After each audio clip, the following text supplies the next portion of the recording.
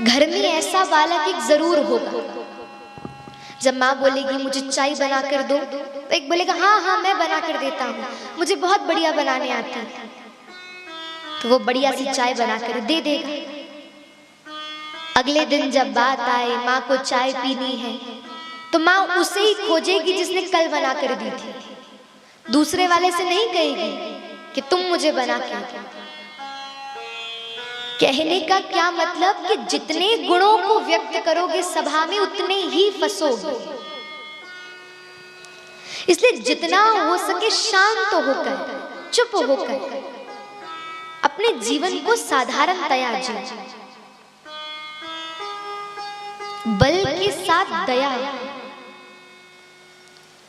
हनुमान जी महाराज बोले जब व्याख्यान आता है कि लंका की ओर जब प्रभु श्री राम माता सीता को छुड़ाने के लिए जा रहे थे, तो उस समय पर लंका के जाने से पूर्व समुद्र के किनारे बैठकर ये चर्चा चल रही थी कि कौन इतने विशाल समुद्र को लांग कर जाएगा, कौन जाकर माता सीता की सुध लेकर आएगा। जैसे ही चर्चा चलने लगी तो सभी वानर अपना बल दिखाने लगे।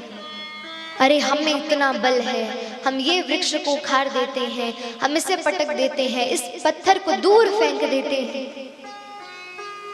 जब भगवान ने जामवंत जी से कहा तो जामवंत जी बोले प्रभु चला तो जाऊंगा, लेकिन आधे रास्ते में यदि हार गया तो क्या करूंगा। अरे बूढ़ा हो गया, अब इतनी शक्ति तो मुझ में है नहीं। तभी दूर कोने में बैठे थे हनुमान जी, शांत होकर अपनी ही क्रियाओं में व्यस्त थे। लेकिन जैसे ही देखा जामवंत जी ने तो भागे भागे हनुमान जी के पास गए। बोले हनुमान तुम जानते नहीं हो तुम में कितना बल है। तुम अरे कभी विराट स्वरूप धारण कर सकते हो, कभी सूक्ष्म बन जाते हो, अरे इतने बड़े समुद्र को लांघ सकते हो, तुम में इतना बल है। खूब प्रशंसा हो रही थी, लेकिन हनुमान जी को कोई असर नहीं। लेकिन जैसे जामवंत जी ने कहा कि अरे तुम्हारे इस कार्य से प्रभु श्री राम के कार्य की पूर्ति होगी, उनके प्रति तुम्हारी प्रीति और बढ़ेगी। सोई हनुमान जी खड़े हो गए, मैं करूंगा इस कार्य की पूर्ति। क्यों? क्योंकि ये मेरा प्रभु श्री राम के प्रति प्रेम को जागृत करेगा।